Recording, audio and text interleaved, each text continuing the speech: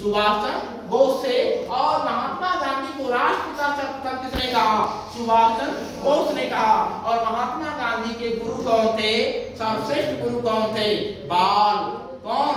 गोपाल कृष्ण गोखले। गोपाल कृष्ण गोखले। और भारत के प्रथम प्रधानमंत्री का क्या नाम था? पंडित जवाहरलाल नेहरू। और भारत के प्रथम राष्ट्रपति का क्या नाम था? डॉक्टर राजेंद्र प्रसाद। ठीक है ना। वर्तमान में इस समय लाडला बताना जरा, वर्तमान में भारत के मुख्यमंत्री कौन? भारत के प्रधानमंत्री कौन है? माननीय श्री नरेंद्र मोदी। अगर पूछे लाडला वर्तमान में भारत के रक्षा मंत्री कौन है? श्री राजनाथ सिंह। श्री राजनाथ सिंह। अगर पूछते लाडला वर्तमान में भारत के विदेश मंत्री कौन है? एस जयशंकर। श्री एस जयशंकर। अगर पूछते लाडला भारत में वर्तमान में भारत के केंद्रीय शिक्षा मंत्री कौन है? श्री धर्मेंद्र प्रधान। श्री धर्मेंद्र प्रधान। ठीक है ना। बात में आ रही है। अगर पूछते लाडला कि हमारा संविधान जब बन रहा था उसके अस्थायी अध्यक्ष कौन थे? डॉक्टर सच्चिदानंद सिन्हा। और अस्थायी अध्यक्ष कौन थे लाडला? डॉक्टर राजेंद्र प्रसाद। अगर पूछते लाडला कौन से संविधान संशोधन को मिनी कॉन्स्टिट्यूशन अर्थात लघु संविधान कहा जाता है? 42वां संविधान संशोधन को। ठीक है।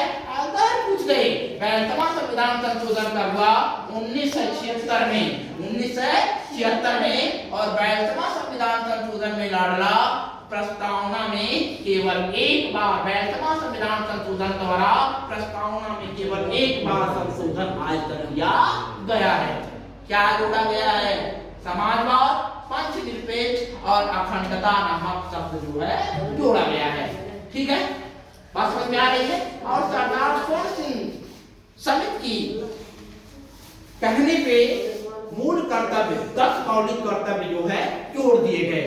ठीक है ना। अगर पूछते लाडला भारत का जो संविधान है उसमें नीति निर्देशक सिद्धांत जो है कहां से लिया गया है? आयरलैंड से लिया गया है। कहां से लिया गया है? आयरलैंड से लिया गया है। और समवर्ती सूची का सिद्धांत कहां से लिया गया है?